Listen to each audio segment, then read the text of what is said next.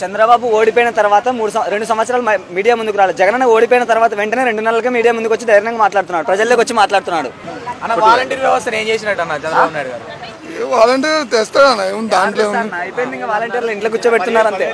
10,000 ఇస్తా అన్నారు, 10,000 ఏం లేదు, ఇంట్లో కూర్చోని చెప్తున్నారు అంతే. వాలంటీర్లకి ఏం అస్సలు లేదు, వాలంటీర్లకు న్యాయం లేదు. ఫ్రీ బస్ అస్సలు లేదన్న. ఇంకా అదే నీకు 15,000, నాకు 15,000, నీకు 15,000, నీకు 18,000 అన్న. ఇప్పుడు 7 నెలలే కదన్న, ఇప్పుడు తొందరపడితే ఎందుకన్నా?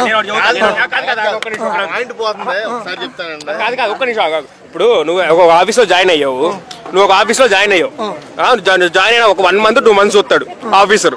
7 నెలలు చూస్తాడా చెప్పు? 7 నెలల వరకు నీకు శాలరీ ఇస్తాడా? కంటిన్యూ చేస్తాడా? మరి ఎట్లా చేస్తావు నువ్వు? సరే సరే, రైతు భరోసా ఇస్తానని అవును చెప్పు చెప్తాగా. 2000 ఎప్పుడు ఇచ్చాడు? 20లో ఇచ్చాడు. 20లో మేలో ఇచ్చాడు. మేలో ఇచ్చింది. మేలో అన్న ఇచ్చిందాడు. ఇప్పుడు మన బడ్జెట్ పెట్టా చూసావా? బడ్జెట్ ఎక్కడి నుంచి ఎక్కడ దాకా ఉండి చెప్పు నాకు ఫస్ట్. బడ్జెట్ ఏ నెల నుంచి ఏ నెల వరకు ఉండిద్ది?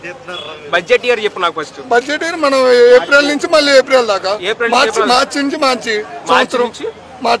ఇప్పుడు మన మార్చి నుంచి మార్చి వరకు. మరి మొదటి సంవత్సరం జగన్మోహన్ రెడ్డి జూన్ లో వచ్చాడు, 2019 జూన్ లో వచ్చాడు. జనవరిలో నీకు అమ్మఒడి వేసాడు. జనవరిలో ఎందుకు? 75% అటెండెన్స్ ఉండాలి కాబట్టి. ఓకేనా? ఇప్పుడు ఈ ప్రభుత్వం నువ్వు జనవరిలో అమ్మఒడి ఇస్తుందా లేదా చెప్పు నాకు. ఇస్తుందా లేదా? జనవరిలో ఇస్తుందా లేదా? ఇస్తుందా? ఫస్ట్ అకాడమిక్ ఇయర్ కి ఇస్తుందా లేదా? యాడిచ్చారు? అసలు బడ్జెట్ లో పెట్టారు, నీకు చూపిట్టు. బడ్జెట్ లో పెట్టారా? చూపిట్టు. మరి పెట్టకుండా ఎట్టిస్తారని చెప్తావు నువ్వు? ఫీజు రీంబర్స్మెంట్ మాట్లాడారా? ఏం మాట్లాడారు ఈ ప్రభుత్వం? ఏం తెలుసు అని మాట్లాడుతున్నావు చెప్పు నాకు. నీకు ఒక బడ్జెట్ తీసి నీకు 3 గ్యాస్ సిలిండర్లు ఉచితానికి అని చెప్పారు. ప్రతి సంవత్సరానికి 3 గ్యాస్ సిలిండర్లు అంటే ఫస్ట్ జూన్ నుంచి రేపు మార్చి వరకు కూడా 3 గ్యాస్ సిలిండర్లు ఇస్తున్నారా? జూన్ లో వచ్చారు. ఫస్ట్ ఇయర్ 3 సిలిండర్లు పోయినా 1 సిలిండర్ వస్తుంది. మరేది ఫీజు రీంబర్స్మెంట్? అది మడుకు ఫీజు రీంబర్స్మెంట్ గురించి అల్లాడుతున్నారు. మా తమ్ముడికి ఫీజు రీంబర్స్మెంట్ అల్లాడుతున్నాడు తెలుసా? ఏది ఫ్రీ బస్? అవన్నీ వద్దు, అవన్నీ వద్దు బ్రో. పథకాలు ఏం వద్దు బ్రో. నీ ఫీజు రీంబర్స్మెంట్ ఏది? రైతులకు ఇన్పుట్ సబ్సిడీ ఏది? రైతు భరోసా 20,000 అన్నారు, బడ్జెట్ లో చూపించారా? 10,000 కోట్లు అవుతుంది, 1000 కోట్లు చూపించారు. మెట్రో రైలు అన్నారు, మెట్రో రైలుకి ఎంత పెట్టారు? 20,000 కోట్లు అవుతుంది, బడ్జెట్ లో పెట్టింది 50 కోట్లు. ఏం తెలుసు అని మాట్లాడతారు? నాకు అర్థం కాదు. వచ్చేసి అది ఇది అసెంబ్లీకి రావట్లేదంటే ఆయన ఒక్కడు అక్కడ కూర్చొని మాట్లాడినాడు. 1:40 పట్టింది. అసెంబ్లీలో రావట్లేదు కదా. ఇక్కడ మీడియా గురించి మాట్లాడిన క్వశ్చన్స్కి ఆన్సర్ చెప్పమను. మీడియా ముందు మాట్లాడుతున్నాడు కదా, ఆ క్వశ్చన్స్కి ఆన్సర్ చెప్పమను. 15 లక్షల కోట్లు 14 లక్షల కోట్లు అప్పని చెప్పారు. 30,000 మంది అమ్మాయిలని మాట్లాడారు. ఫేక్ ఫాల్స్ ఎలిగేషన్ తప్ప ఒక్కటి ఉందా? 30,000 మంది అమ్మాయిలు ఏమైపోయారు? అసెంబ్లీకి ఎందుకు రావాలి బ్రో? అసెంబ్లీకి ఎందుకు రావాలి చెప్పు? ప్రతిపక్ష హోదా ఇచ్చారా మీరు? ఎందుకు రావాలని అడుగుతున్నా. ఇప్పుడు అసెంబ్లీకి రాకుండా బయట నుంచే చెప్తున్నాడు సమాధానం. చెప్పు నువ్వు దమ్ముంటే చెప్పు. 14 లక్షల కోట్లు అప్పని చెప్పి మాట్లాడారు. నిన్న అసెంబ్లీలో ఎంత ఇచ్చారు మీరు? ఎంత ఇచ్చారు? 6,14,000 కోట్లు మీరు అప్పిచ్చింది. 14 లక్షల కోట్లు అప్పండం తప్ప కాదా? నేను ఇప్పుడు ఈ ప్రభుత్వం 2 లక్షల కోట్లు అప్పు చేస్తుందని చెప్తా ఇప్పటికి. ఓకేనా? నీకు ఓకేనా? సోషల్ 6,14,000 కోట్లు మాత్రం. నువ్వు రాష్ట్ర ప్రతిష్టను దెబ్బతీసావు. జగన్మోహన్ రెడ్డిని దెబ్బతీలా గుర్తుపెట్టుకో. ఆంధ్రప్రదేశ్ రాష్ట్ర ప్రతిష్టను దెబ్బతీసావు. 14 లక్షల కోట్లు అప్పు చేస్తారు. శ్రీలంక అయిపోయింది, పాకిస్తాన్ అయిపోయింది అని చెప్పేసి రాష్ట్ర ప్రతిష్టను దెబ్బతీశారు. ఎవరు? పవన్ కళ్యాణ్, చంద్రబాబు నాయుడు వాళ్ళ గ్యాంగ్. నాకు ప్రాబ్లం ఏం లేదు, అర్థమవుతుందా? 14 లక్షల కోట్లు అప్పు అయిపోయింది అంటే నేను ఊహించుకున్నా అని చెప్తున్నాడు. ఏమంటున్నాడు అసెంబ్లీలో? నేను ఊహించుకున్నా అంటే మీరు అంటే సామాన్య ప్రజలు ఊహించుకున్నారంటే లెక్క. నువ్వు 14 సంవత్సరాలు ముఖ్యమంత్రిగా ఉండే నువ్వు ఊహించుకొని చెప్తావా? ఏమనుకుంటారు? పెట్టుబడి పెట్టేవాడు పెడతాడా? ఇప్పుడు నా రాష్ట్రం అప్పుల పాలు అయిపోయింది, మరి ఆ రాష్ట్రం ఇన్ఫ్లేషన్ హై ఉందిరా, నా ప్రొడక్ట్స్ ఎవడు కొంటాడని పెట్టుబడి పెడతాడా? కాదు బ్రదర్, ప్రతిపక్ష హోదా ఇవ్వలేదు, మీరు ఇచ్చారని అడుగుతున్నారు. ప్రతిపక్ష హోదా ఇవ్వాల్సింది జనాలు కదా. అదే ఇవ్వలేదు కదా, జనాలు ఇవ్వలేదు కాబట్టి ఎందుకు రావాలి హైదరాబాద్? వాళ్ళు ఇవ్వలేదు ఎందుకు రావాలి చెప్పు? ఒకరికి చెప్పు.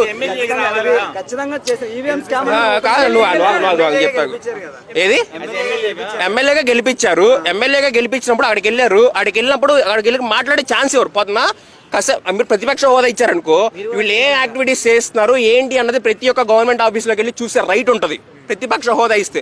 ఇప్పుడు అక్కడ ఉంది 2 పక్షాలు, ఎన్డీఏ, వైసీపీ. ప్రతిపక్ష హోదా ఇవ్వడానికి మీకేం ప్రాబ్లం? రాజ్యాంగంలో ఇవ్వకూడదని లేదు కదా. ఇవ్వడానికి ప్రాబ్లం ఏంటి అంటే క్వశ్చన్ చేసేవాడు ఒకడు ఉంటాడు, ప్రతిపక్ష నాయకుడు ఉంటే భయం ఉంటుంది. జగన్మోహన్ రెడ్డి మీడియా ముందే ఆయన క్వశ్చన్లు అడుగుతున్నాడు. ప్రతిపక్ష హోదా ఇస్తే మమ్మల్ని ఎండగొడతాడు, ఎండ కడతాడు అన్న భయం ఉంది వీళ్ళకి, అందుకే ఇవ్వట్లేదు. ఇచ్చి చూపించమను. మీద పవన్ కళ్యాణ్ గురించి ఏమన్నా అన్నాడు కదా, అంటే ప్రశ్నించే హక్కు మాకుందన్నాడు. ఏది పవన్ కళ్యాణ్ అంటాడు ఆయన వరకు ఉంటది. ఆయన నిన్న కూడా 30,000 మంది అమ్మాయిలు మిస్ అయిపోయారని పెడుతున్నారు. పార్లమెంట్ లో బండి సంజయ్ గారు ఇచ్చారు నీకు. ఏమని ఇచ్చాడు? ఎంతమంది కాదు మిస్ అయిపోయింది, ఇంతమంది 662 మంది అమ్మాయిలు దొరకాలి. ఇంకా నిన్న కూడా ట్వీట్ చేశారు. ఇది మిస్ఇన్ఫర్మేషన్ కాదా? ఇది సోషల్ మీడియా అబ్యూస్ బిల్ కింద రాదా? అసెంబ్లీలో సోషల్ మీడియా అబ్యూస్ బిల్ అంటారు. చెప్పేది బ్రో, చెప్పేది సోషల్ మీడియా అబ్యూస్ బిల్ అన్నారు. మిస్ఇన్ఫర్మేషన్ స్ప్రెడ్ చేస్తే ఇలా ఇది ఉంటుంది అన్నారు. మీరు స్ప్రెడ్ చేస్తుంది 14 లక్షల కోట్లు మిస్ఇన్ఫర్మేషన్ కాదు. అప్పుడు గుర్తురాలి మీకు సోషల్ మీడియా అబ్యూస్ బిల్లు. ఇదేంటి ఇంకొకటి ఏంటి మాట్లాడారు, 30,000 మంది అమ్మాయిలు. ఇది సోషల్ మిస్ఇన్ఫర్మేషన్ కాదు. అంటే మీరు మిస్ఇన్ఫర్మేషన్ చేస్తే సోషల్ మీడియా అబ్యూస్ బిల్లు ఉండవు, అంతే కదా? ఇంకా సోషల్ మీడియాలో మరి టీడీపీ వాళ్ళని ఎవరిని అరెస్ట్ చేశారు చూపించండి. నేను సపోర్ట్ ఇవ్వట్లా. అబ్యూజ్ చేసిన ప్రతి ఒక్కరిని అరెస్ట్ చేయాలి. ఎవరినైనా సరే, ఎవరిని వదిలిపెట్టకూడదు. వైసీపీ వాడని టీడీపీ అయినా. ఇప్పుడు వైసీపీ వాళ్ళు వేశారు, వాళ్ళని అరెస్ట్ చేశారు, okay, well and good. TDP వాళ్ళు వేశారు కదా, శ్యామల గారు నా స్క్రీన్ ప్రజెంటేషన్ చేసి చూపించారు కదా, మరి ఆవిడకేం న్యాయం చేశారు మీరు? మన ఆడి పేరు ఏం పేరు? ఆడి పేరు ఉందా, చేపల పులుసు పెడతాడు, ఆడి పేరు ఏం పేరు? వాడు కాదు ఒక నిమిషం ఆగు. చెప్పేది నువ్వు ఏమన్నాడు వాడు ఇట్లాగా మాట్లాడతావు. ఏమన్నాడంటే ఏదో అన్నాడు, రోజా నా దృష్టిలో పందితో సమానం, పంది కొవ్వు తిరుపతి లడ్లు కలిసి. నీకు పర్సనల్ గా రోజా గారి మీద అటాక్ చేసుకొని చేసుకో. రోజా నా దృష్టిలో పంది కొవ్వుతో సమానం, తిరుపతి లడ్లో కలిపారని చెప్పి మాట్లాడతాడు. తిరుపతి లడ్లు అంటే నువ్వు అసలు అక్కడ సుప్రీంకోర్టు డెసిషన్ ఇచ్చింది, ఏ ఆధారాలు లేవు. 2 నెలల తర్వాత మీరు బయట ఎందుకు పెట్టారు? అప్పుడే పెట్టొచ్చు కదా. పవన్ కళ్యాణ్ గారు మీకు అంటే 2 నెలల ముందు మీకు తెలుసు కదా, అప్పుడే చేయొచ్చు కదా దీక్షలు. 2 నెలల ముందే దీక్షలు చేయాలి కదా నువ్వు. ఏదో మాలేసుకొని అప్పుడే అమ్మవారికి ప్రే చేసుకో. ఇప్పుడు ఎందుకు వచ్చి గుడిమెట్లు అవడం పైనుంచి కింద కడుతుంది, కింద నుంచి పైకి కడుగుతాం. ఇప్పుడు బ్రో ఒక్కటే చెప్తున్నా, ఎవరికైనా సరే మీరు మీ చిన్నప్పటి నుంచి ఎప్పుడైనా సరే మీ గుండెల మీద చేసుకొని చెప్పండి, గవర్నమెంట్ స్కూల్స్ మాటం చూసారా? డిజిటల్ బోర్డులు చూసారా? బెంచీలు చూసారా? ఇదేంటిది గోరుముద్ద పథకం చూసారా? ట్యాబ్స్ చూసారా? డిక్షనరీలు చూసారా? అన్ని స్కూల్స్ బాగాలేదు, అన్ని స్కూల్స్ జరగలేదు. జరగలేదు, అన్ని స్కూల్స్ జరగలేదు. 3 phases, 2 years కరోనా తర్వాత స్ట్రాంగ్. మీరు అన్ని పేపర్లు చూసే ఉంటారు. Vaccination AP is the top వ్యాక్సినేషన్లో. 2 years కరోనా తర్వాత కోలుకొని 2022 అకాడమిక్ ఇయర్ 2022 నుంచి 2023 వరకు సిబిఎస్ఈ సిలబస్ రన్ చేశాడు. చూపించేదన్న స్కూల్ నాకు తెలంగాణలో తెలంగాణలో ఏం రన్ అవుతుంది? స్టేట్ సిలబసే కదా. మరి మనకి 1000 సిబిఎస్ఈ స్కూల్స్కి 1000 స్కూల్స్కి సిబిఎస్ఈ లైసెన్స్ ఇచ్చాడు. రిమైనింగ్ అందరూ కూడా సిబిఎస్ఈ అవుతారు. కాకపోతే సెంట్రల్ గవర్నమెంట్ 1000 స్కూల్స్కి ఇచ్చింది. అర్థమైందా? సిబిఎస్ఈ ఎందుకు పనిచేశారు? ఈ గవర్నమెంట్ సిబిఎస్ఈ ఎందుకు పనిచేశారు? ఇప్పుడు నేను చదివించుకోలేనబ్బా, నేను నా పిల్లోని 70,000 కట్టి నేను సిబిఎస్ఈ స్కూల్లో పంపించలేను. స్టేట్ సిలబస్లో చదివించడం నాకు ఇష్టం లేదు. నా పరిస్థితి ఏంటి? మీరు సిబిఎస్ఈ అంటే ఏమని చెప్తున్నారు? పాస్ పర్సంటేజ్ తగ్గిద్దని చెప్తున్నారు. పాస్ పర్సంటేజ్ ఎందుకు తగ్గిద్ది? అంటే అంత అన్క్వాలిఫైడ్ టీచర్స్ని మీరు రిక్రూట్ చేసుకున్నారు పాస్ట్ 40 yearsలో. అంత అన్క్వాలిఫైడ్ టీచర్స్ని మీరు రిక్రూట్ చేసుకున్నారా? చెప్పండి నాకు. పాస్ట్ 40 yearsలో అంత అన్క్వాలిఫైడ్ తీసండి. ఎందుకు లక్షల రూపాయల శాలరీ వాళ్ళకి? నేను చెప్తా ఐసీఎస్ఈ సిలబస్ రమ్మను. నేను డిగ్రీ చదువుకుంది, 2 days ప్రిపేర్ అయ్యి చెప్తా. చెప్పలేరా సిలబస్? వాళ్ళు డిగ్రీలు, పీజీలు, డిఎస్సీలు, టెట్లు ఇన్ని రాసి వచ్చి వాళ్ళు చెప్పలేరంట. ఎందుకు అంటే అక్కడ +2 వస్తుంది.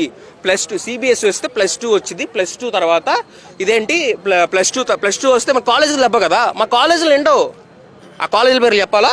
మా కాలేజీలు ఏంటో 1, 1, 2 కాలేజీలు మాకు ఎంత వస్తాయి? ఫీజులు ఎట్ట వస్తాయి?